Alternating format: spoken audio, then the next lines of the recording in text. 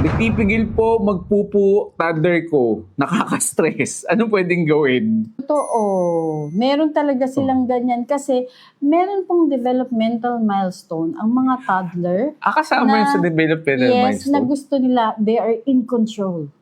At dahil nakakaramdam na sila ng pupo, pansinin niyo yung mga toddler, minsan nagtatago sa likod ng mga tawag dito, mga doors, o kaya gusto nila sila, syempre kailangan nilang mag-bear down. So what you can do is really assist them kapag ganyang Ayaw kailangan niya nagpipigil. magpupo or nagpipigil. At saka makakatulong po talaga dito at this time kung yung ituturo natin, okay, let's go to the CR, uupo dun sa toilet, particularly yung mga small toilet na kaya ng paa nila, mararamdaman nila yung floor, para mag-squat position at mag-bear down. Yun yung isang nakikita naming positive effect doon sa mga batang nagpipigil. Kasi usually yung mga nagpipigil nakatayo, tapos they're contracting their puwet.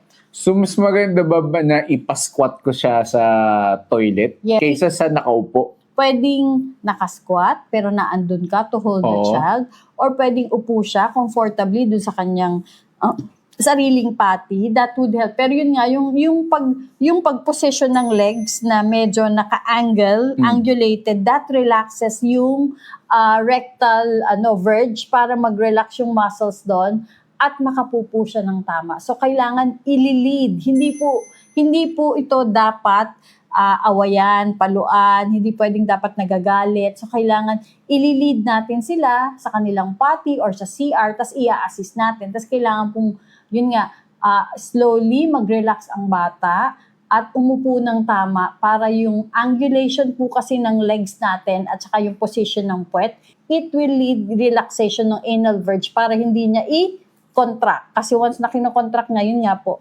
naiipit yung pupo at hindi nakakapupo ng maayos. So, Nagpipigil, in other words. effectively ba yung kikilitin? Yung butas ng puwet? Pwede rin, pero para dito, kasi pag yung mga nagtitikal kami ng puwet, usually pag mga infants yan. Pag itong mga toddler stage, mas maganda na talaga ililid mo sila. At saka sila kasi ang dapat mag-relax ng anal verge na. So yung position na yon na sinasabi ko is to assist him to relax. Kasi ang iniisip niya, masakit yung pag-poop, kaya pinipigil niya. So, kailangan mo siyang ikalma.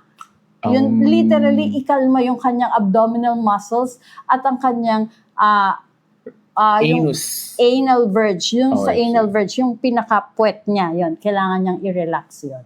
Pag sumatanda ba, effective ba din?